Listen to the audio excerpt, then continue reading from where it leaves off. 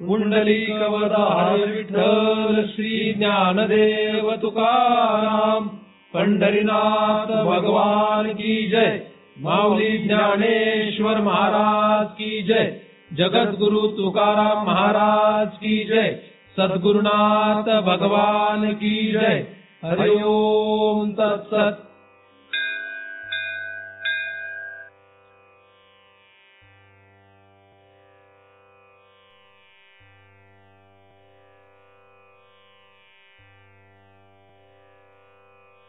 ध्यान मूलम गुरुमूर्ती, पूजा मूलम गुरुपदम, मंत्र मूलम गुरुर्वाक्यम, मुक्ती मूलम गुरुकृपा। ब्रह्मेवाहम अहम ब्रह्म न चाहम ब्रह्मणा पृथक, नाहम देहो न मे देहा केवलहम सनातन। या ठिकाणी आपण सर्वजण नेहमीप्रमाणे दृग्दृश्य विवेक या ग्रंथाचा अभ्यास करण्यासाठी एकत्रित जमलेलो आहोत।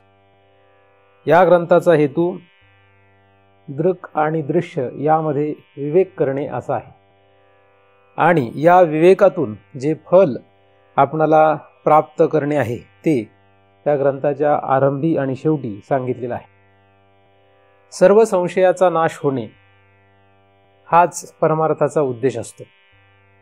व्यवहारामध्ये मात्र संशय वाढत जातात, संशयामध्ये भर पडत जाते, एका संशयातून दुसरा संशय निर्माण होत जातो आणि त्यातून दुःखाची प्राप्ती होते। परमार्थ मात्र संशय दूर करण्यासाठी आहे।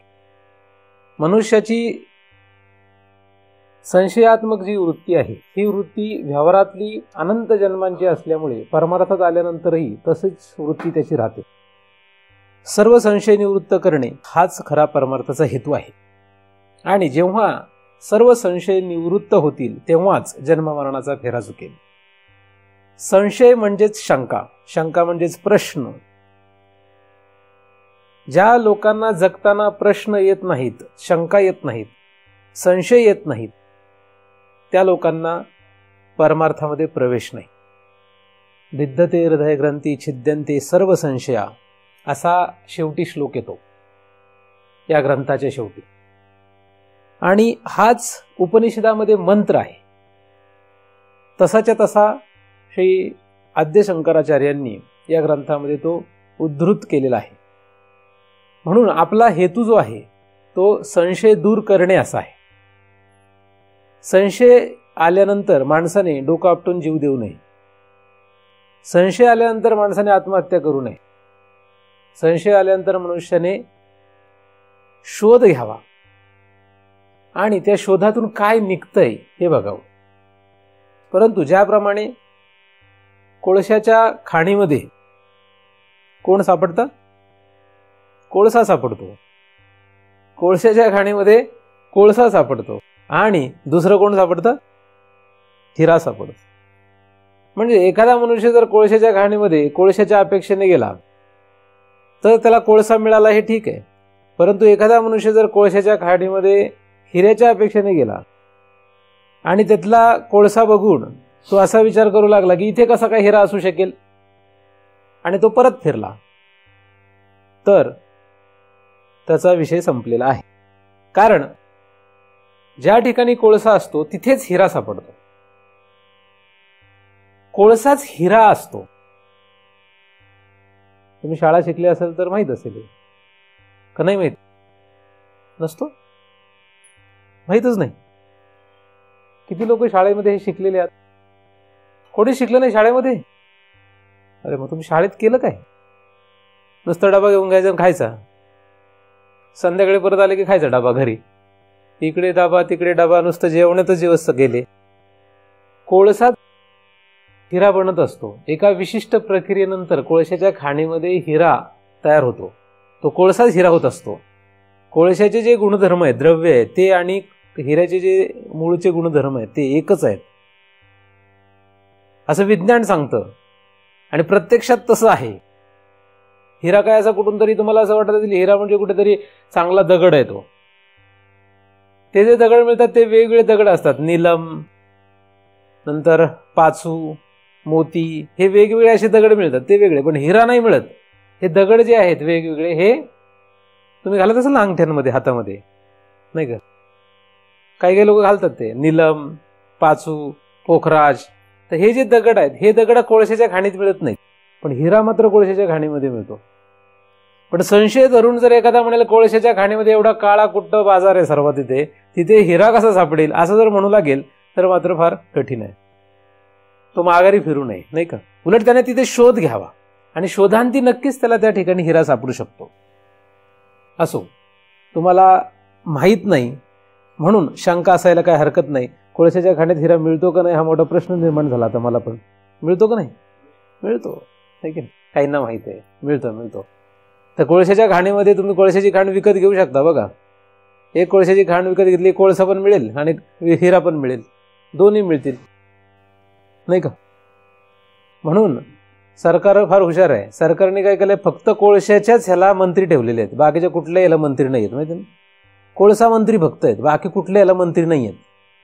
कारण कोळशावर वॉश ठेवावा लागतो आणि तिथे हिरे सापडतात, बाकी कशालाच मंत्री नाहीत.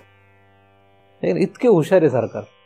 सरकार काय एवढं वेड नाही आहे की नाही. कुठलंही असो सरकार, पण ते वेडे नाहीत. कारण कोळसा मंत्रीच आहे फक्त, कुठलेही मंत्री नाही. अशा जे असे प्रोडक्ट येतात ना, रॉ मटेरियल, त्याच्यामध्ये कुठल्याही याला मंत्री नाही आहेत, पण कोळशाला मात्र आहेत.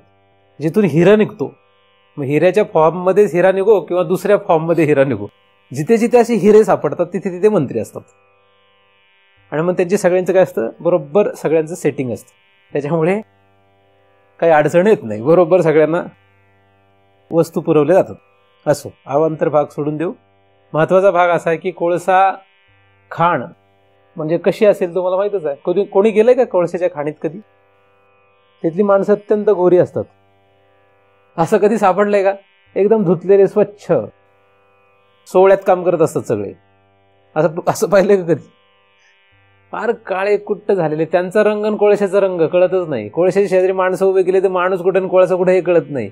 असे कोळशाच्या खाणी असतात, नाही का. असं कोळशाच्या खाणी असतात.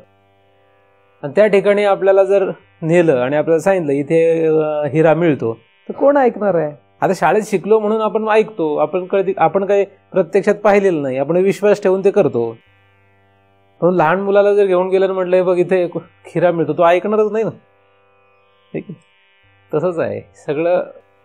पण संशय आला पाहिजे की असं होईल का, खरंच असेल का असं. आणि म्हणून त्याने मग शोध घेतला तर खरंच त्याला हिरा मिळू शकतो. पण तो जर माघारी फिरला तर मग काही खरं नाही. तर असं संशयात्मक हे जगत आहे. जगतामध्ये खरंच देव असू शकतो. कोळशाची खाण म्हणजे जगत आहे. हे जगत म्हणजे कोळशाच्या खाणीसारखं आहे. जिकडे बघावं तिकडे विचित्रचपणा आहे. जिकडे बघावं तिकडे विचित्रपणा. म्हणजे आपल्या घरापासून जो सुरू होतो तो जगात सर्वत्र विचित्रपणाच आहे, नाही का. कुठे तसं सरळ काही सापडतच नाही. अख्खं जगत हे विचित्रच सापडत. पण या विचित्र असलेल्या कोळसारूपी जगतामध्येच भगवंत रूपी हिरा आहे. आता तो शोधायचा आहे, तो काढायचा आहे. म्हणजे कोळशाचा संशय गेला की मग हिरा सापडतो. कोळशाची खाण नसून ही खरी हिऱ्याची खाण आहे. आणि कोळसा हे अवांतर उत्पादन आहे. तसं जगत हे अवांतर उत्पादन आहे. ह्याच्यामध्ये असलेला हिरा म्हणजे देव खरा आहे.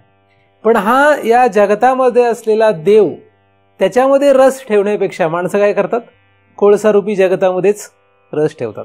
आणि इथेच आपली चूक आहे. ही चूक आपल्याला सुधारायची आहे. यासाठी याला परमार्थ करणं गरजेचं आहे. परमार्थ म्हणजे काय? परमार्थ म्हणजे जसं कोळशाची खाण आहे तसं जगत आहे.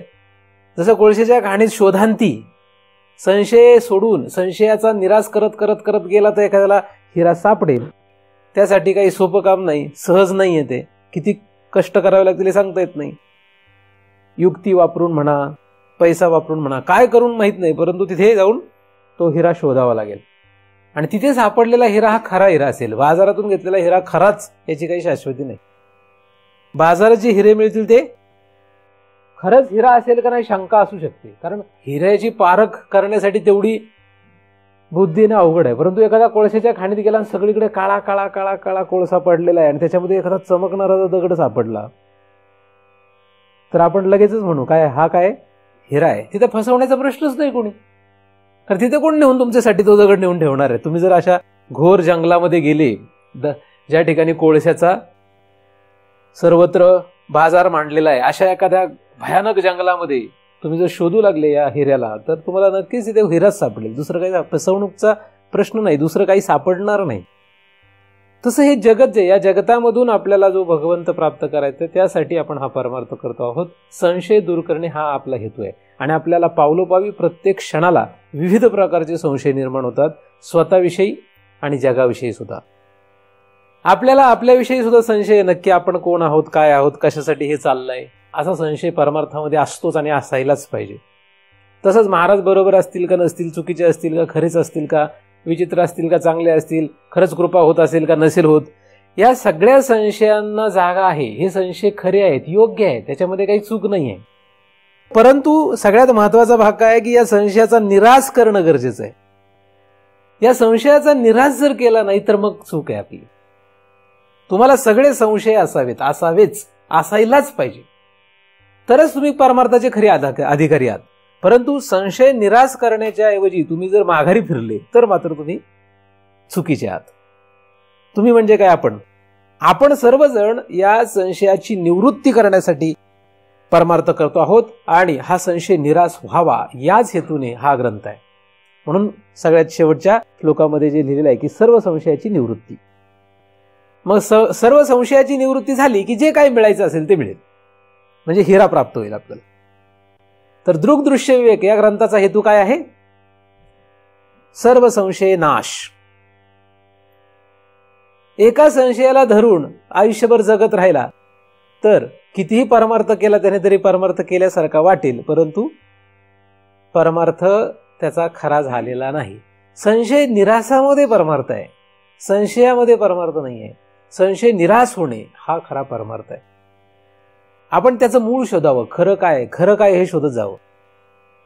जगत खरं आहे का नाही हे शोधणं म्हणजेच परमार्थ आहे. म्हणजे दृश्य पदार्थांचा विवेक करणं आणि दृक्चा विवेक करणं, यालाच आपण परमार्थ असं म्हणतो. म्हणून या ग्रंथाचं नाव दृश्य विवेक असं आहे. विवेक करणं म्हणजे त्याच्यातला खरे खोटेपणा तपासणं, त्याच्यातले संशय दूर करणं, यालाच विवेक असं म्हणतात. म्हणून या विवेकासाठी हा विवेक आपल्या शरीरामध्ये निर्माण व्हावा यासाठी आपण या ग्रंथाचा बारकाईने अभ्यास अनेक दिवसापासून करतो आहोत आणि इथून पुढेही करत राहणार आहोत. संबंधिनो स्तोरणास्ती निवृत्ती सहजस्य तू कर्मक्षयात प्रबोधाच्च निर्वर्तते क्रमादुभे. 9व्या क्रमांकाचा श्लोक आज आपण अभ्यासासाठी घेणार आहोत. इथून पुढे आपल्याला या 9व्या क्रमांकाच्या श्लोकाचा अभ्यास काही दिवस करणे आहे. मागे आपण 8व्या क्रमांकाच्या श्लोकाचा अभ्यास केला, तिथपर्यंत आपण आलो होतो. त्या श्लोकामध्ये अहंकार आणि देह, अहंकार आणि चित्तछाया, अहंकार आणि साक्षी यांचं जे तादात्म्य आहे ते कशा प्रकारचं असतं हे वर्णन करण्यात आलेलं आहे. देह आणि अहंकार यांचं जे तादात्म्य आहे ते कर्मज आहे, म्हणजे कर्मामुळे आलेलं आहे. अहंकार आणि चित्तछाया यांचं जे तादात्म्य आहे ते सहज आहे. आणि अहंकार आणि साक्षी यांचं जे तादात्म्य आहे ते भ्रमामुळे आलंय, भ्रांतीजन्य आहे. असा अभ्यास आपण 8व्या श्लोकामध्ये केलेला आहे. आणि या 3 प्रकारांची माहिती आपण करून घेतलेली आहे. आपण जे शरीर धारण करतो, आपल्याला जे शरीर मिळतं ते फक्त मनुष्याचं मिळतं असं नाही, तर अनेक विविध प्रकारचे शरीर आपण घेऊन अनंत जन्म फिरलेलो आहे.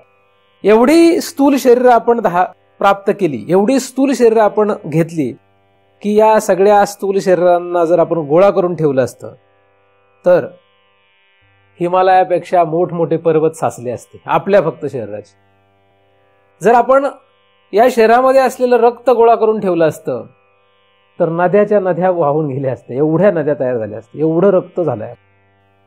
एवढे अनेक जन्म आपण फिरत राहिलो आणि या प्रत्येक जन्मामध्ये जे काही शरीर आपल्याला मिळालं ते सगळी शरीर आपण केलेल्या कर्मामुळे मिळालेली आहेत. म्हणून कर्मजम असा शब्द तिथे वापरण्यात आलेला आहे. आपल्याला जे शरीर मिळतं हे शरीर आपण केलेल्या कर्मानुसार मिळतं. म्हणून एखादा मनुष्य जर स्त्री असेल तर त्याच्या कर्मामुळेच आहे. एखादा जर पुरुष असेल तर तो सुद्धा त्याच्याच कर्मामुळे आहे. तो सुंदर असेल तरी कर्मामुळे आहे, कुरूप असेल तरी कर्मामुळे आहे, श्रीमंत असेल तरी कर्मामुळे, गरीब असेल तरी कर्मामुळे. जे काही तो आहे, शरीराशी संबंधित त्याचं जे काही आहे ते सगळं त्याच्या पूर्वकर्मामुळे आहे. म्हणजे तो रस्त्याने चाललेला आहे आणि एखादा त्याला शिवी देतो अचानकपणे, तो त्याचा कर्माचाच भोग आहे. त्याने केलेल्या पूर्वीच्या तशा कर्माप्रमाणे त्याला तसं फळ त्या देहाच्या द्वारे भोगावं लागतं. याच्यामध्ये काय बदल करता येतो का नाही येत हा एक निराळा अभ्यास आहे, तो आता आपण करणार नाहीये. परंतु देह प्राप्त होणं हे आपल्याला कर्मामुळे घडलेलं आहे. त्या अहंकाराचा आणि त्या देहाचा जो संबंध आहे तो असा कर्माचा संबंध आहे, कर्मामुळे ते आहे. चितिछाया म्हणजे चितचा जो आभास सूक्ष्म शरीरामध्ये स्थूल शरीरामध्ये येतो, तो आभास आणि अहंकार यांचं जे तादात्म्य आहे हे सहज तादात्म्य आहे. ते इतकं सहज आहे की ज्याप्रमाणे पक्षी जन्माला आल्यानंतर सहज आकाशात उडून जातो, मासा जन्माला आल्यानंतर सहजच पाण्यात पोहतो. त्याचं पोहणं जसं सहज आहे, त्याला काही शिकावं लागत नाही, त्याचप्रमाणे क्षितिछाया आणि अहंकाराचं तादात्म्य सहज आहे. साक्षी आणि अहंकार यांचं जे तादात्म्य आहे ते भ्रांतिजन्य आहे. भ्रांतिजन्य आहे म्हणजे ते तादात्म्य नाही, पण ते तादात्म्य आहे असं वाटतंय. त्या तादात्म्यामध्ये अन्योन्य अध्यास होत असतो. म्हणजे साक्षीचे धर्म जे आहेत ते अहंकारावर आरोपित होतात, अहंकाराचे धर्म साक्षीवर आरोपित होतात आणि त्या गोंधळामध्ये सगळा संसार सुरू आहे. असा हा संबंध, असा हा प्रकार आपण मागे 8व्या श्लोकामध्ये पाहिलेला आहे. या 8व्या श्लोकानंतरचा हा 9व्या क्रमांकाचा श्लोक, संबंधिनोस्तोर नास्ति निवृत्ती सहजस्य तु कर्मक्षयात प्रबोधाच्च निवर्तते क्रमादुभे. पुन्हा एकदा इथे क्रमाने असा शब्द आलेला आहे शेवटी. म्हणजे 3 संबंध त्यांनी क्रमाने सांगितले होते, त्याच 3 संबंधांची निवृत्ती कशी होते हा विषय या ठिकाणी आहे. संबंधिनोस्तोर नास्ति म्हणजे या मागे सांगितलेल्या संबंधांचा निवृत्ती सहजस्य तु यांची जी निवृत्ती आहे ती कशी होते, तर कर्मक्षयात प्रबोधाच्च निवर्तते क्रमादुबे. यामध्ये एकाची निवृत्ती जी आहे ती सहज होते असं पहिल्या चरणात आहे. संबंधिनोस्तोर नास्ति निवृत्ती सहजस्य तु, सहजच एक निवृत्ती होते असा एक भाग आहे. आणि दुसरा भाग आहे संबंधिनोस्तोर नास्ति निवृत्ती सहजस्य तु. या पहिल्या चरणामध्ये जे एक सहज तादात्म्य आहे, कारण आपण मागे सहज शब्द वापरलेला आहे, सहजम हा जो शब्द आहे ते सहज असलेले जे तादात्म्य आहे त्याची निवृत्ती होत नाही असा याचा अर्थ आहे पहिल्या चरणाचा.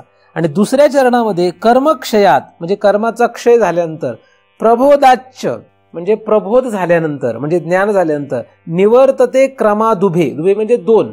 पुढचे जे 2 आहेत ते संबंध मात्र 2 प्रकारे निवृत्त होतात. एक म्हणजे कर्मक्षय आणि दुसरा म्हणजे प्रबोध म्हणजे ज्ञान.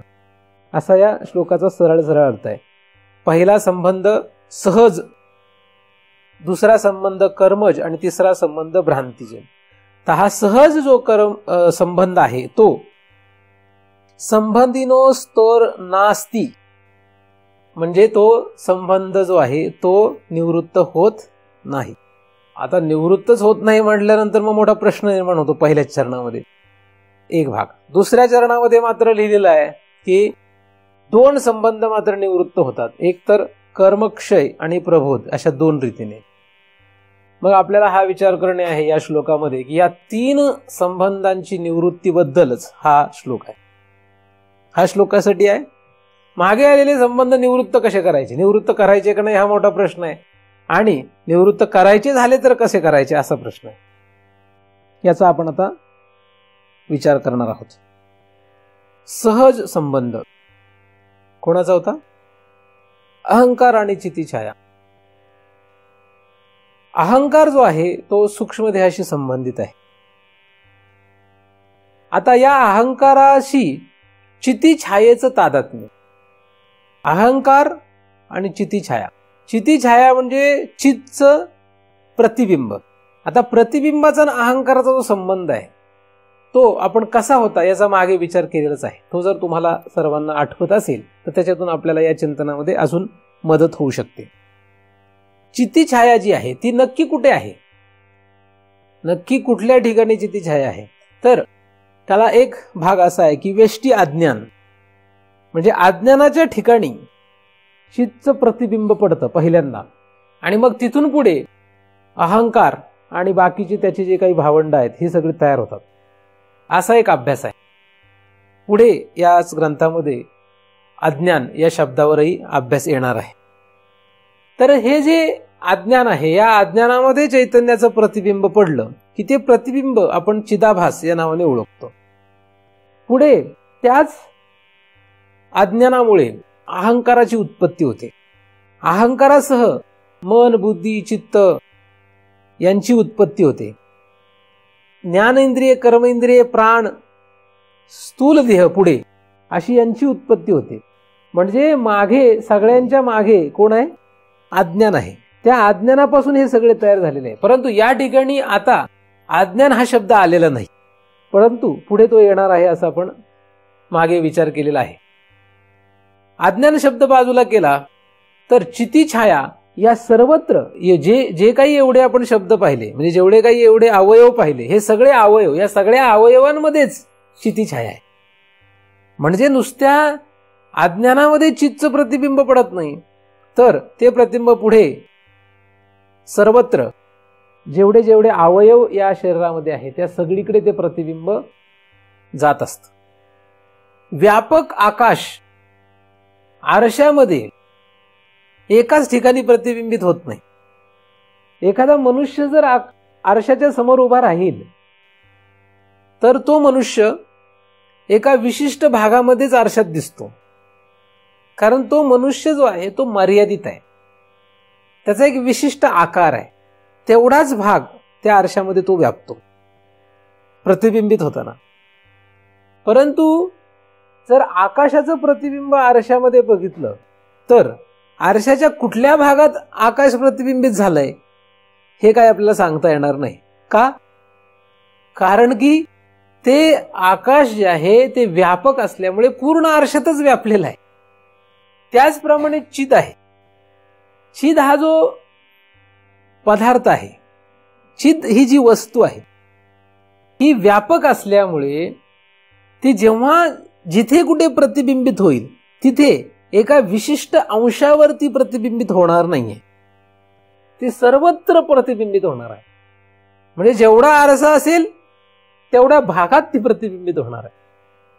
म्हणून वेष्टी अज्ञान जेवढं असेल तेवढ्या सर्वत्र ते चित्तचा आभास आहे. त्या वेष्टी अज्ञानातून निर्माण झालेलं काही असो पुढे त्या सगळ्यामध्ये ती चितीछाया आहे. म्हणजे इथे आहे इथे नाही असं म्हणता येणार नाही. असं तुम्ही त्याला वेगळं करू शकत नाही की इथे नाही इथे आहे, इथे आहे इथे नाही, असं आकाश आपण काही म्हणू शकत नाही. आणि तसं जर आपण करू लागलो तर तो आपला भ्रम आहे.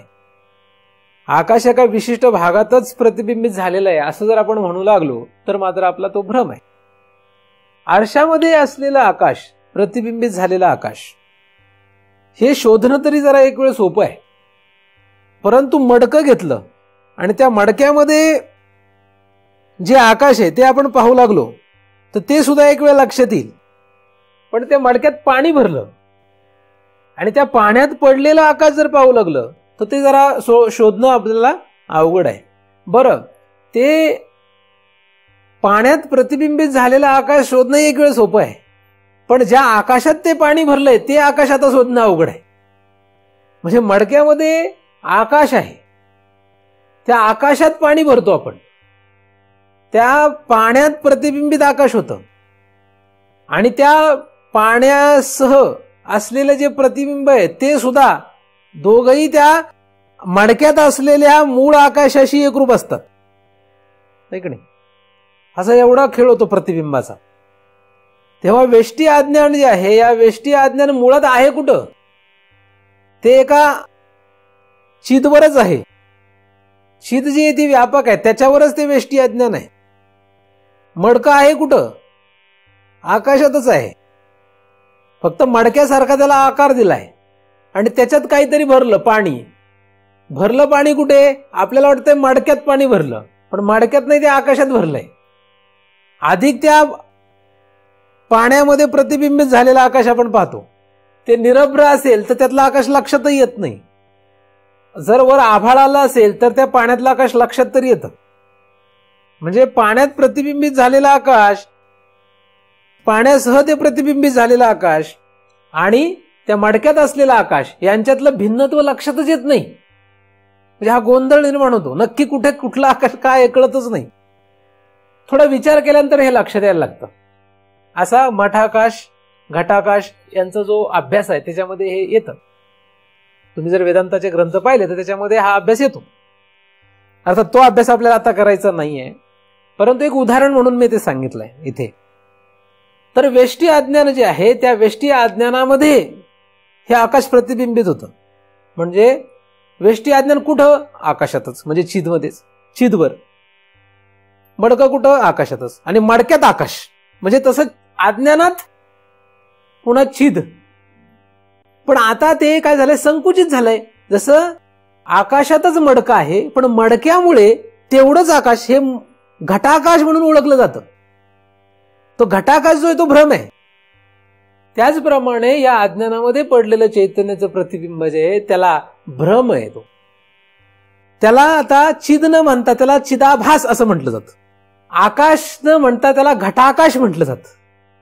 जसं घटाकाश म्हणावं तसं या अज्ञानामध्ये पडलेल्या प्रतिबिंबित चैतन्याला चिद न म्हणता चिदाभास असं म्हटलं जातं. आणि हा जो चिदाभास आहे, हा चिदाभास, त्या चिदाभासामध्ये पुन्हा पाणी ओतलं. म्हणजे आकाशात, मडक्यातल्या आकाशात पाणी होतं आणि पाण्यामध्ये मग पुन्हा आकाशाचं प्रतिबिंब पाडलं, कपडलं. ह्या अज्ञानामध्ये अहंकार रूपी पाणी ओतलं. मग त्या अहंकारामध्ये परत कोण प्रतिबिंबित होईल? त्या मडक्यातल्या पाण्यामध्ये जसं हे आकाश प्रतिबिंबित व्हावं, त्याचप्रमाणे या अहंकारामध्ये हा चिदाभास पुन्हा प्रतिबिंबित होतो. आणि तो सहज आहे. मडक्यामध्ये पडलेल्या पाण्यामध्ये जे आकाशाचं प्रतिबिंब आहे ते सहज आहे.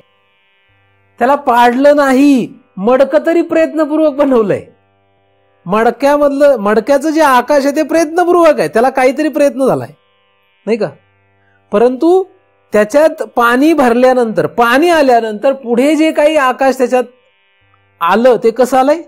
सहज आहे. अगदी त्याचप्रमाणे हा अज्ञानामध्ये, आधी अज्ञान शब्द इथे आलेला नाही, पण आपल्याला हा विषय कळावा म्हणून हा मागचा विषय सांगितला आधी थोडा. तर ह्या अज्ञानामध्ये जे चिदाभास आहे, त्या चिदाभासामध्ये हा अहंकार, त्याचं तादात्म्य आहे. पुन्हा त्याच्यात वरून आकाशाचं प्रतिबिंब पडलंय. त्याच्यात आकाशाचं प्रतिबिंब पडलं म्हणजे कुठल्या? ते जे व्यापक आकाश आहे तेच पुन्हा त्याच्यातच प्रतिबिंब झालं त्या जलामध्ये.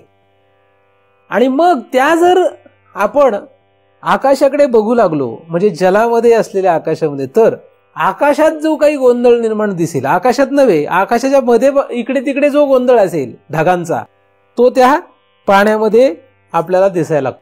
आणि जर निरभ्र आकाश असेल आणि आपण पाण्याकडे बघू लागलो तर त्या पाण्यामध्ये आपल्याला गंभीरता लक्षात येते, व्यापकता लक्षात येते. पाणी हललं की ते आकाशही हलल्यासारखं वाटतंय.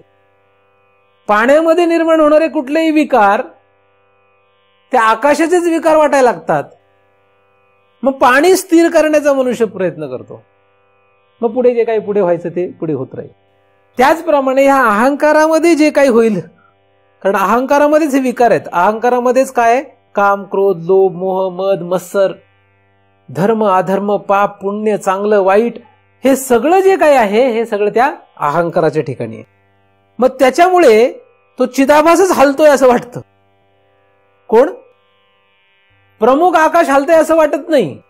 त्या मडक्यातलं आकाश हलतंय असंही वाटत नाही, पण त्या पाण्यात प्रतिबिंबित झालेलं आकाश हलतंय असं वाटतं. आणि मग ते आकाश हलू नये यासाठी प्रयत्न करावा लागतो. त्याच्या प्रयत्नामध्ये मग काहीतरी कार्य सुरू होतं, क्रिया सुरू होते. त्याचप्रमाणे अहंकारामध्ये जे काही हालचाल आहे, हा जो काही गोंधळ आहे, हे जे काही विकार आहेत, या विकारामुळे आता ते विकार शांत करावेत किंवा वाढवावेत, जे काही असेल त्याप्रमाणे क्रिया करावी लागते. आणि त्या क्रिया करण्यासाठी मग इंद्रिये, प्राण, स्थूल शरीर यांची निर्मिती होते. हा सगळा एवढा असा खेळ आहे. कर्मज म्हणजे क्रिया का झाली? कर्मज का झालं? कर्मज झालं का? विकाराची पूर्तता, विकाराच्या पूर्ततेसाठी कर्म झालं. क्रिया का होते? विकारांची पूर्तता करण्यासाठी क्रिया होत असते. तो विकार का आला? तो विकार यायला कारण काय आहे? भ्रांती, भ्रांतीमुळे आहे ते. आणि मग राहिलं कोण इथे? इथे अहंकार आणि चित्तीछायेचं तादात्म्य. ते सहजच आहे. घटात पाणी भरलं, घटामध्ये पाणी भरलं की आकाशाला सांगावंच लागत नाही येऊन त्याच्यात पड म्हणून. ते पडतच त्याच्यामध्ये, सहज आहे ते.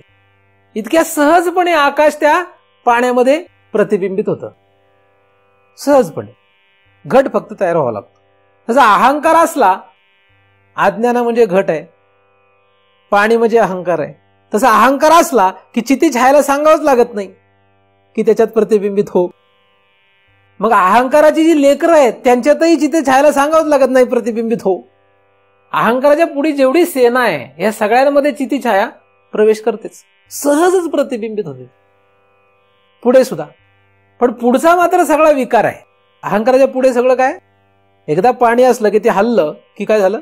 आणि शांत झालं. शांत होणे सुद्धा विकारच आहे आणि हलणं हा सुद्धा विकारच आहे. म्हणून एखादा मनुष्य फारच अस्वस्थ अशांत आहे, हा विकारच आहे. आणि एखादा साधू फार शांत स्थिर आहे, तो पण विकारच आहे. एखादा चांगला आहे तो सुद्धा विकारच आहे. आणि एखादा वाईट आहे हा पण विकारच आहे. एखादा पापी आहे हा पण विकारच आहे. एखादा पुण्यवान आहे हा सुद्धा विकारच आहे. एखादा अधर्म करतो तोही विकारवानच आहे. आणि जो धर्म करतो तो सुद्धा विकारवानच. असे हे सगळे द्वंद्वात अहंकाराच्या पुढे येणारे सगळं जे काय असेल त्या सगळ्यामध्ये अडकलेले सगळे जे आहेत ते कसे आहेत? विकारी आहेत.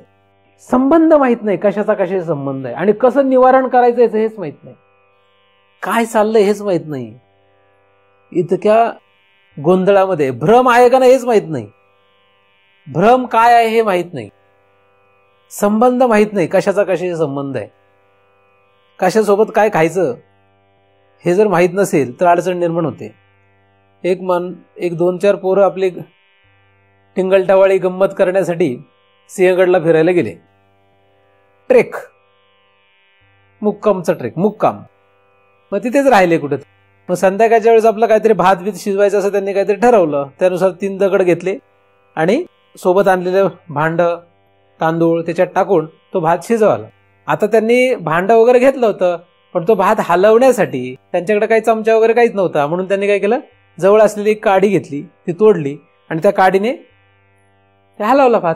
भात चांगला तयार झाला. पोरं म्हणलं खुश झाले सगळे. आता घेतला, जे काही 2-3 असतील, किती असतील माहित नाही, त्यांनी तो भात खाऊन टाकला. आणि दुसऱ्या दिवशी बघताय तर सगळ्यांचं बोळकं, एकाच्याही तोंडात दात नाही, सगळे दात गायब. ही सत्य घटना सांगतोय तुम्हाला, काही वर्षांपूर्वी घडलेली घटना आहे. माहितच नाही ना कशाने काय होतं हे न कळल्याचा परिणाम येतो. त्या काडीने असं काहीतरी होऊ शकतं. आता ती काडी कसली असेल, काय असेल, त्याच्यामुळे दात पडतात सगळे, हे फारच आश्चर्यकारक आहे. पण आहे, असं घडलंय. तसंच हे आहे.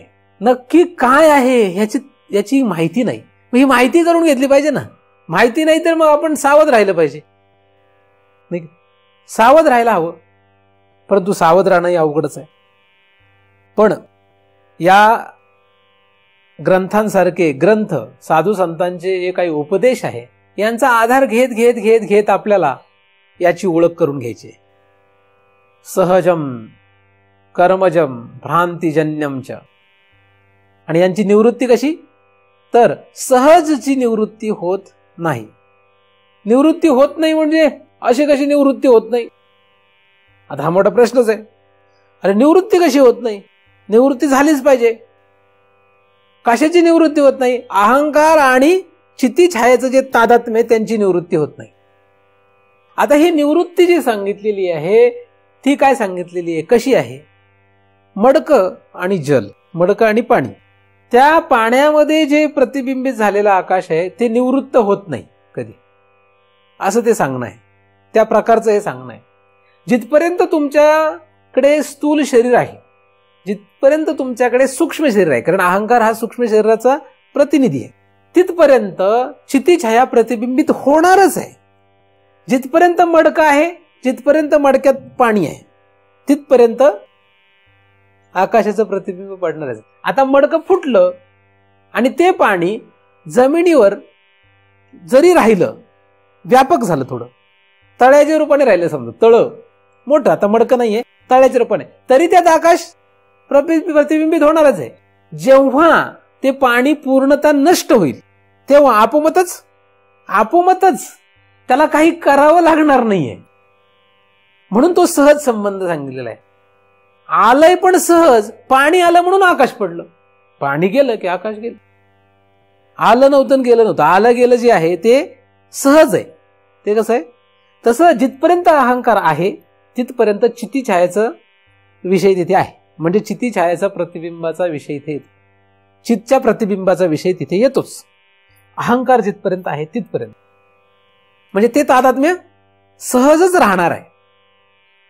आता आपलं जे काही स्थूल शरीर आहे, हे स्थूल शरीर एका विशिष्ट काल मर्यादेपर्यंत राहील आणि त्याच्या आतमध्ये असलेला अहंकार सुद्धा त्या काळ मर्यादेपर्यंत राहणारच आहे. म्हणून या दोघांमध्ये ते जे चैतन्याचं प्रतिबिंब आहे ते पडून त्याचा आणि अहंकाराचा तादात्म्य सहजच राहणार. जेव्हा देहपात होईल, जेव्हा शरीर जातील, स्थूल शरीरही जाईल आणि अहंकारही जाईल, पूर्णतः तो नष्ट होईल, तेव्हा तो संबंध जो आहे सहज तो आपोआपच निवृत्त होईल. मग तो निवृत्त होत नाही असं काय सांगितलंय? तर तो या कालावधीमध्ये निवृत्त होत नाही, त्याला निवृत्त करायची गरज नाही, तो पुढे सहज निवृत्त होणार आहे. म्हणून त्याच्या नादी लागू नका असा तो विषय खरा. संबंधिनोस्तोर नास्ती निवृत्ती सहजस्य तू. ते जे काय होईल ते काय होणार आहे? ते सहज होईल, तुम्ही त्याच्या नादी लागू नका. आता निवृत्त होणार नाही. एखाद्याने कितीही प्रयत्न केला आणि अहंकार आणि चित्तीछाया यांचा संबंध, यांचं जे तादात्म्य तो तोडतोच, यासाठी जो तो प्रयत्न करू लागला त्याचा सगळा प्रयत्न फोल आहे. पाणी नष्ट न करता, म्हणजे पाण्याचा नाशच केला नाही आणि म्हटला त्या पाण्यात पडलेलं जे आकाश आहे त्या आकाशाचा आणि या पाण्याचा संबंध सोडतो, म्हणजे ते बाजूलाच करून टाकतो, करता येईल काय? पाणी जिथपर्यंत आहे तिथपर्यंत पाण्यात प्रतिबिंबित झालेलं आकाश हे कधीही वेगळं करता येणारच नाही पाण्यापासून. पाणी जेव्हा संपेल, आटेल, पाणी आटलं की निवृत्त काय करावं लागेल? म्हणून पाणी आहे तिथपर्यंत निवृत्त करण्याचा विषय नाही. पाणी जिथपर्यंत आहे तिथपर्यंत त्यात प्रतिबिंबित झालेलं आकाश आणि पाणी यांची विल्हेवाट लावणं, यांना वेगवेगळं करणं हा प्रश्नच नाहीये, तो करूच नाही. पाणी आटू द्या, आपोआप ते जाईल. तसं अहंकार म्हणजे सूक्ष्म देह आणि स्थूल देह यांच्या गतीने ते संपले की त्यांचा निवृत्तीचा प्रश्न मिटेल. पण आता मात्र त्यांची निवृत्ती होणार नाहीये. मग त्यांची निवृत्ती होणार नाही. मग जिथपर्यंत देह आहे, जिथपर्यंत अहंकार आहे तिथपर्यंत देह आहे. अहंकार हा जो असतो तो विशिष्ट देहाचा असतो. म्हणजे मनुष्य देहाचा अहंकार आहे म्हणून आपण मनुष्य देह घेऊन आलोय. कुत्र्याचा अहंकार असता तर कुत्र्याचा देह, हा आपण सगळा विषय मागे अभ्यास केलेला आहे. अहंकार जसा आहे तसा देह आहे. म्हणून अहंकार जेव्हा संपेल तेव्हा देह तसा मिळणारच नाही, नाही का? अहंकार जसा आहे तसा पुढचा खेळ झालेला आहे. आता हा जो अहंकार आहे हा जर संपुष्टात आला, शून्य झाला, संपला, तर त्याच्यात अहंकारच नसल्यामुळे प्रतिबिंबित होण्यासाठी त्याला काही, चैतन्याला काही चान्स नाही, त्याला काही जागा नाही प्रतिबिंबित व्हायला. म्हणून तो संबंध पुढे सहजच निघून जाईल. त्याला निवृत्त करत बसू नका. म्हणजे एखादा जो सिद्ध महापुरुष असतो त्याच्याकडे अहंकार आणि चित्तीछाया यांचं तादात्म्य असतं का? असा प्रश्न केला तर हो. आणि त्याच संबंधामुळे सिद्ध महापुरुषाला सामान्य माणसांसारखे सगळे व्यवहार असतात, या संबंधामुळेच. लक्षात घ्या. पण ज्यांना हे कळत नाही ते लोक त्या सिद्ध महापुरुषांवर वेगवेगळे आरोप करतात आणि अजून गाळात जातात, कारण त्यांच्या दृष्टीने ते पाप होतं, साधूच्या दृष्टीने काहीच होत नाही. सिद्ध महात्मे जे असतात, म्हणजे खरे सिद्ध जे आहेत, ते बोंधूचं सांगत नाही मी, जे खरे साधू असतात या जगामध्ये कोणी असो ते, या जगामध्ये जे कोणी खरे साधू आहेत त्यांची जी अवस्था असते त्या अवस्थेमध्ये क्षितिछाया आणि अहंकार यांचं जे तादात्म्य आहे त्या सहज असलेल्या तादात्म्याची निवृत्ती झालेली नसते, त्याची गरजही नाही. जे साधू स्थूल शरीर धारण करून अजून आहेत, जे असतील इथून पुढे इथून मागे, त्यांच्यामध्ये असलेलं चितिछाया आणि अहंकाराचं तादात्म्य हे निवृत्त झालेलं नसतं. आणि म्हणून त्यांना पुढचे बाकीचे सगळे जे काही सामान्य माणसांसारखे भोग आहेत ते सगळे भोग होतातच आणि होणारच. त्या त्यांच्या राहणीमानावरून, त्यांच्या वागण्यावरून कोणीही त्यांचं साधू पण ठरवू नये. मग तो साधू आहे का बोंधू हे ठरवत बसू नये. तो साधू आहे का बोंधू आहे हे कशावर ठरतं, हा एक मोठा अभ्यासाचा विषय आहे. कारण जगामध्ये फार गोंधळ आहे. मी तुम्हाला आधी सांगितलं, अख्खं जगत म्हणजे संशयाचाच विषय आहे. हा साधू आहे का नाही हे कशावरून ठरेल? साधारणपणे माणसाला काय की ह्याच्याकडे भगवे कपडे दिसले की साधू असं वाटतं, म्हणजे किंवा काहीतरी बाकीच्यांपेक्षा वेगळे कपडे की साधू. जसं मी आता धोतर शर्ट फेटा असा पेहराव दिसला की लोकांना वाटतं हा महाराज दिसतात बरं. आणि ते जर पॅन्ट शर्ट वगैरे घातलं तर मग साधू वाटत नाहीत, महाराज वाटत नाहीत. मुळात साधू असणं हे कशावर अवलंबून आहे हे न कळल्यामुळे हा प्रश्न निर्माण झाला, हा संशय निर्माण झालेला आहे. पण हा संशय दूर करणं आपलं काम आहे. ज्याला खरंच परमार्थ करायचा असेल तो नक्कीच या विषयाचा शोध घेतो. आणि ज्यांना काही करायचं ते नुसते कुत्र्यासारखे बडबड भुकत राहतात. काही कुत्र्यासारखे भुंकणारे जगामध्ये जणत आहेत, लोक आहेत, ते साधूंच्या नावाने महाराजांच्या नावाने नुसते भुंकत राहतात. पण ते कधीच त्याचा शोध घेत नाही की हा साधू खरा कसा किंवा खरा कसा नाही. काहीतरी वेगळेच निकष लावून ते त्याची परीक्षा करू पाहतात. साधू आहे का नाही हे कळण्यासाठी हा विषय लक्षात घेतला पाहिजे. कुठलाही माणूस, कुठलाही महाराज हा खरा साधू आहे का हे कळण्यासाठी त्या माणसांना या विषयाचा अभ्यास असणं गरजेचं आहे. अहंकार आणि चितिछाया यांच्या तादात्म्यामुळे काय होणार आहे, चितिछाया जी आहे ही अहंकाराला हलवणारच आहे.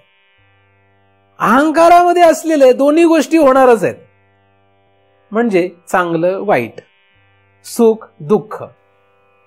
त्याच्यामुळे पुढे प्राण तसे हलणारच आहेत, त्याच्यामुळे पुढे स्थूल शरीर तसं हलणारच आहे. मग हे तर सामान्य माणसाचंही होत आहे, साधूचं पण तसंच होत आहे. म्हणजे फक्त एवढ्या लक्षणांवरून हा सामान्य माणूस आहे का साधू आहे हे कळू शकत नाही. म्हणून ह्या दुसऱ्या दोन संबंधांचा विचार बारकाईनं करणं गरजेचं. सामान्य माणसाला सुद्धा अहंकार असतो. सामान्य माणसामध्ये अहंकार आहे म्हणजे अहंकारामध्ये प्रतिबिंबित झालेले चैतन्य आहे. आणि एकदा ते प्रतिबिंबित झालं चैतन्य की त्याचा आणि अहंकाराचा तादात्म्य आहे. त्याच्यामुळे त्या अहंकारामध्ये जे काही असेल त्याच्यापासून पुढे सगळा जो काही प्रपंच मांडला तो होणारच आहे. मग असं जर आहे तर साधारण माणूस आणि साधू पुरुष यामध्ये फरक ओळखणारच कसा, आणि नाहीच ओळखू शकत. म्हणून तर जगामध्ये गोंधळ माजलेला आहे सगळा.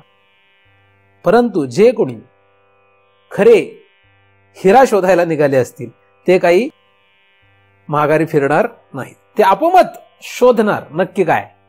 आणि मग जगत काही म्हणो, जगत काय म्हणते याला किंमत नाही, जग काय म्हणते याला किंमत नाही. माझा अभ्यास हे सांगतो, मी केलेला जो अभ्यास आहे, मला जो काही हा विषय माहीत झालेला आहे त्याप्रमाणे ही व्यक्ती साधू आहे असं एकदा ठरलं आणि तो जर आपला ठाम निश्चय असेल तर जगाने काय म्हटल्याने काही फरक पडत नाही. आणि एखादा हा साधू नाही असं एकदा आपल्या अभ्यासाप्रमाणे ठरलं की त्याच्यानंतर जगाने काही म्हणू, जगाने म्हणू हा मोठा साधू आहे, तरी आपण त्याला साधू म्हणणार नाही, नाही का. पण हे केव्हा शक्य आहे? हे केव्हा शक्य आहे? हे तेव्हा शक्य आहे जेव्हा आपण या संबंधांचा विचार करू. मागील अनेक चिंतनांमध्ये आपण या संबंधाचा विचार करत आलेलो आहोत. आजही आपण हाच संबंध पुन्हा पुन्हा विचार करत आहोत. निवृत्ती होऊ शकत नाही असं जेव्हा या ठिकाणी लिहिलं आढळतं, तेव्हा ते का लिहिलंय हे पण करणं गरजेचं आहे. कारण निवृत्ती होतच नाही म्हटल्यानंतर आपला प्रश्नच निर्माण होतो ना, संशय निर्माण होतो. कारण श्लोकामध्ये सरळ सरळ पहिल्या चरणात जर लिहिलं निवृत्ती होऊ शकत नाही, तर मग आपल्याला अडचण निर्माण होते. मग करणार काय आपण, असा प्रश्न निर्माण होतो. परंतु तसं लिहिण्यामागचा हेतू दुसरा लक्षात घ्या, की निवृत्त होत नाही म्हणजे ते सहजच निवृत्त होणार आहे. माशाचा जन्म सुटला की पुन्हा पाण्यात पोहण्याची शक्ती राहत नाही. कारण आपण पूर्वी मासा होतो, कधीतरी आपण मासा होतो आणि आज आपण पक्षी झालो, तर आता आपल्याला पाण्यात सहज पोहता नाही येणार. आज आपण माणूस झालो, तर आता आपल्याला पाण्यात सहज पोहता नाही येणार. कारण ते निवृत्त झालं. तिथे कसं निवृत्त झालं? सहज आलं होतं, सहज गेलंय. ते जे सहज येते ते सहज जात असतं. निवृत्ती सहजस्य तू, याच्यामध्ये हा अर्थ ध्वनित केलेला आहे. निवृत्ती सहजस्य तू, सहजच ती निवृत्त होईल असा अर्थ त्याच्यामध्ये काय ध्वनित केलेला आहे. म्हणजे एक भाग त्याचा असा आहे की निवृत्त होऊ शकत नाही. तर कुठपर्यंत निवृत्त होऊ शकत नाही? माशाचा सहजच पोहण्याचा जो स्वभाव आहे तो कुठपर्यंत निवृत्त होत नाही. मासा हा पोहणं कधी थांबू शकत नाही असं म्हटलं तर काय, कुठपर्यंत असा प्रश्न येतो. जिथपर्यंत तो मासा आहे. तो माणूस झाला की त्याला सहजच पोहता येणार नाहीये. म्हणजे या दृष्टांतावरून काय लक्षात येतं की सहज जो धर्म असतो, सहज जो स्वभाव असतो, तो जो आहे तो एका विशिष्ट काळापुरताच आहे. जसं जलामध्ये आकाश जे प्रतिबिंबित होतं ते फक्त जल असेल तोपर्यंत आहे. जल आटलं की विषय संपला. तसा अहंकार आहे, मग अहंकार आणि चिती छाया यांचं तादात्म्य सहजच असणार. अहंकार ज्या दिवशी संपेल, मग तो कधी संपेल त्याचं काहीतरी मर्यादा असेल ना, कुठेतरी संपेलच. तो सहज संपेल काय नाही. सहज संपणे हा त्याचा स्वभाव आहे काय, त्यांचं तादात्म्य सहज संपेल. अहंकार सहज संपणार नाही. अहंकाराला कुठेतरी फुलस्टॉप यायला पाहिजे ना, त्याचा शेवट झाला पाहिजे. अहंकाराचा शेवट झाला की हे जे तादात्म्य आहे ते निवृत्त होईल, ते सहज होईल. मग त्याला आपण निवृत्त करत बसायचं नाही. आता ज्यांना हे तादात्म्यच माहित नाही ते म्हणतील काय निवृत्त करायचे का नाही करायचं, आम्हाला प्रश्नच नव्हता. तुम्हीच प्रश्न निर्माण करताय आणि तुम्हीच सांगताय की करू नका निवृत्त, नाही का. ज्यांना हे माहितच नाही काय तादात्म्य नक्की काय चाललंय, काय नक्की कुठलं तादात्म्य काय, ते म्हणतील कशाला हे डोक्याला त्रास. तुम्ही म्हटले ना निवृत्त होत नाही, जाऊ द्या. आणि तुम्ही म्हणता निवृत्त होईल, हो द्या. असो, हा फार मोठा प्रश्न आहे. पण हा प्रश्न तेव्हाच लक्षात येईल जेव्हा आपण या मार्गामध्ये साधना करत जाऊ. कुठलाही विषय आपोआप कळत नाही, हे की नाही. कुठलाही विषय कळण्यासाठी त्या विषयामधला थोडा अभ्यास करावा लागतो, थोडा तरी अभ्यास करावा लागतो, नाही का. समजा मी जर तुम्हाला एखादा विषय सांगितला की ज्याचा तुम्ही अभ्यास केला नाही, तर तुम्ही त्याबद्दल काय सांगू शकाल काय? नुरा कुस्ती माहितीये का? नाही, नुरा कुस्ती असते. नुरा ऐकलं ना? नुरा कुस्ती माहितीये का? काहींना माहित असेल नुरा कुस्ती. नुरा कुस्ती म्हणजे बोगस कुस्ती. म्हणजे त्या समोरच्या पैलवानाला आधी सेटिंग करून घ्यायचं, तू पड बर का, तू पड नाही तर मी पडतो, मग त्याची सेटिंग असते. त्याला म्हणतात नुरा कुस्ती. Fixing, match fixing. आता विषय माहित असेल तर कळेल. आता एखाद्याला विषयच माहित नाही, तो म्हणलं कसली फिक्सिंग आणि कसलं काय, आपल्याला कुठं काय माहितीये. फिक्सिंग करतात म्हणजे काय करतात ना, काहीच माहित नाही, नाही का. तर अशी गंमत आहे. विषय आपल्याला माहित असावा, आपल्याला या विषयाचा अभ्यास करणं गरजेचं आहे. तुम्ही म्हणाल का गरजेचं आहे, याचा तर आपण बऱ्याच दिवसापासून अभ्यास करतोय. मुळात हा ग्रंथ जो आहे हा काही लगेच कोणासाठीही नाही, रस्त्यातून चाललेल्या माणसाला ये आणि ऐक असं नाहीच आहे. हा ग्रंथ कोणासाठी आहे? हा ग्रंथ जो मनुष्य वैतागला आता, की किती वेळा जन्म घेणार, किती वेळा मरणार, काय सुरू आहे नक्की, हे कसला गोंधळ आहे हा, ही जिज्ञासा जरी कमीत कमी असावी, किंवा काहीतरी त्याला शरीरामध्ये दुःख असावं, त्याला काहीतरी दुःख आलेलं असावं. दुःखाने किंवा जिज्ञासेपोटी जर एखादा येईल खऱ्या रीतीने, तर त्याला या ग्रंथाचा उपयोग, नाहीतर या ग्रंथाचा काही उपयोग नाही. तुम्ही फक्त ऐकायला आले असाल तर हे फक्त मनोरंजन आहे, फक्त मनोरंजन आहे. हा विषय म्हणजे काय, म्हणजे माझं जे काही वाक्चातुर्य आहे ह्याच्यामध्ये फक्त मनोरंजन होईल, बाकी काही होणार नाही. सहज निवृत्ती सहजस्य तू, सहजच निवृत्त होईल. आणि नास्ती म्हणजे त्याला निवृत्त करत बसू नका. नास्ती म्हणजे निवृत्त करण्याची गरज नाहीये, सहजच निवृत्त होईल, निवृत्त करू नका, सहज निवृत्त होईल. हा महत्वाचा दुवा आहे, त्यामध्ये महत्वाचा भाग आहे तो ह्याच्यामधला. कोण निवृत्त होईल सहज, आणि कोणाला निवृत्त करायचं नाहीये आपल्याला, अहंकार आणि त्याच्याशी तादात्म्य पावलेलं जे क्षितिछाया आहे त्यांना निवृत्त करायचं नाही.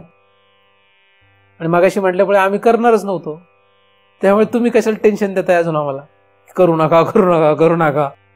म्हणजे एखाद्याला सांगावं की तू नामस्मरण करू नको बरं का, तर मग आम्ही करणारच नव्हतो, तुम्ही कशा सांगता. आता कोणीही नामस्मरण करण्याची गरज नाही असं म्हटलं की आम्ही करतच नव्हतो आणि करणारच नव्हतो. जाऊ दे, ह्याच्यापेक्षा दुसरा दृष्टांत, कोणी एकादशी आता करायची नाही. आता काय नाही, एकादशीला कोणी काही एकादशी करू नका, लोकांचे बरं झालं, आम्ही करणारच नव्हतो ना. तुम्ही अजून काय वेगळं सांगितलं त्यामध्ये. एखादा करत असेल एकादशी वर्षानुवर्ष आणि त्याचं तप तयार झालं आणि त्याच्यातून त्याला त्या साधनाची गरज राहिली नाही, म्हणून दुसरं साधन तो उत्कृष्ट साधन करू लागला, आणि त्याला जर एखाद्या साधूने सांगितलं अरे तुला आता काही एकादशीची गरज नाही, तर मग ठीक आहे ते, पण न करणाऱ्याला सांगून उपयोग नाही ना. तसं अहंकार आणि क्षितिछाया यांचं जे तादात्म्य आहे, या तादात्म्याचा जो विचार करतोय नक्की काय झालंय, काय गोंधळ झाला, हा कसं झालं, हे आपण मागे जे विचार केलाय त्याच्याविषयी झालं, एखाद्याला आतमध्ये टेन्शन निर्माण झालंय, त्याला सांगावं लागतं बाबा रे अरे तू हे करू नकोस, मग त्याला सुख वाटतं, बरं वाटतं. म्हणजे एखाद्या कारणाने त्रस्त आहे, वैतागलेला आहे, आणि त्याला सांगितलं अरे तू याची काळजी नको करू, हे आपोआप तुझा हा प्रश्न मिटणार आहे. मग तो कसा होतो, शांत होतो, बरं वाटतं त्याला. तसं हे ऐकल्यानंतर बरं वाटावं आपल्याला.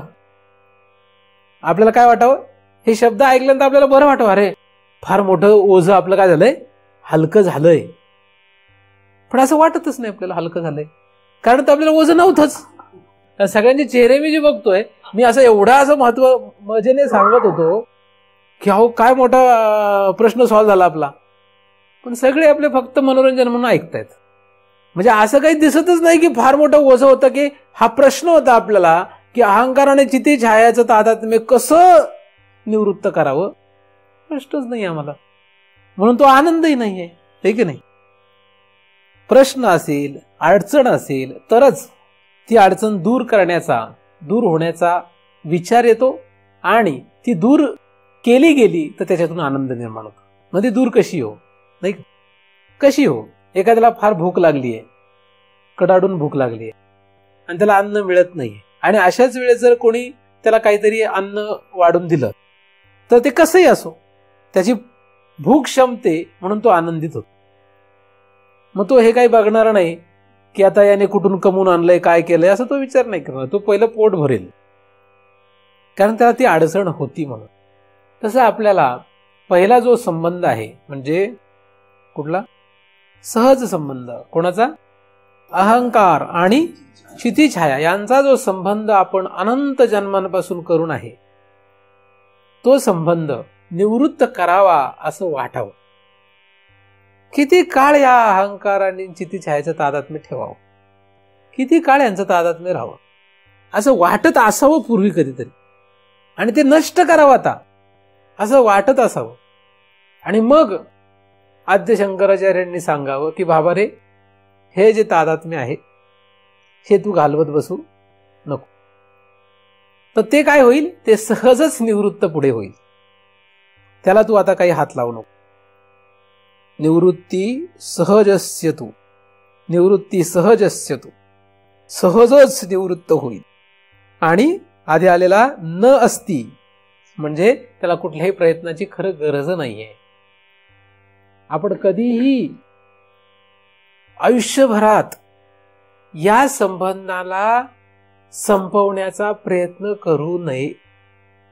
जेव्हा केव्हा आपल्याला लक्षात येईल, आज नाही तर उद्या लक्षात येईल की असा एक संबंध आहे. 3 प्रकारचे संबंध आपले आहेत. आपल्याला भलतेच संबंध माहित आहेत, त्यामुळे हे संबंध माहित नाहीत. आपली अडचण काय सांगतो? आपल्याला जे संबंध माहिती ते भलतेच संबंध माहिती आहेत. ही माझी आई आहे, हे माझे वडील आहेत, हे माझे नातलग आहेत, हा आमचा मुलगा आहे, हे आमचे नात आहे. हे सगळे संबंध आपल्याला पाठ आहेत, दृढ आहेत आपले. त्यामुळे ज्यांना या संबंधाची ओळख आहे आणि ते त्या संबंधामध्येच रममाण आहेत, त्यांना हे संबंध लक्षातच काय येतील? लक्षातच येणार नाही.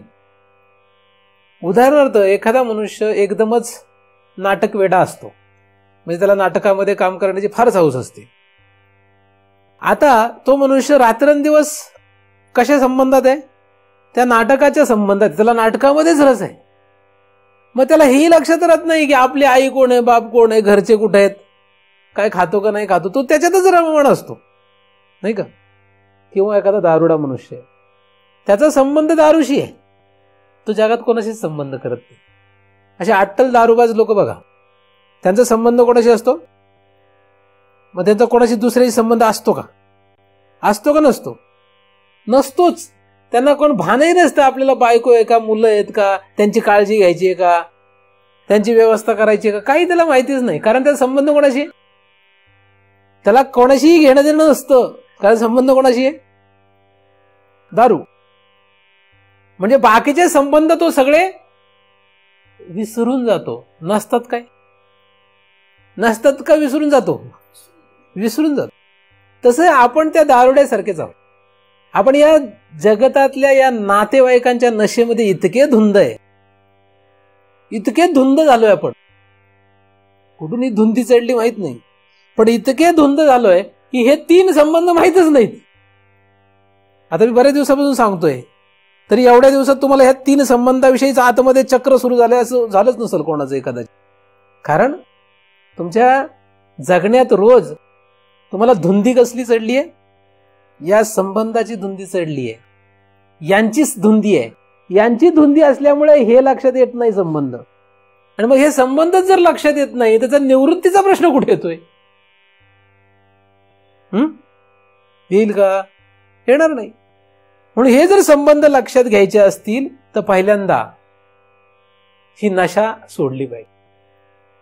आणि तुम्ही म्हणाला आम्हाला नाही, ती नशा नाहीये, ठीक आहे, मग यम आहे पुढे, नाही का? मी वारंवार तुम्हाला सावध करत असतो. तुम्ही नाही म्हणले तरी पुढे कोण येईल? यम येईल. मग तो एकाच झटक्यामध्ये दाखवून देईल की यांचा आणि तुमचा काहीही संबंध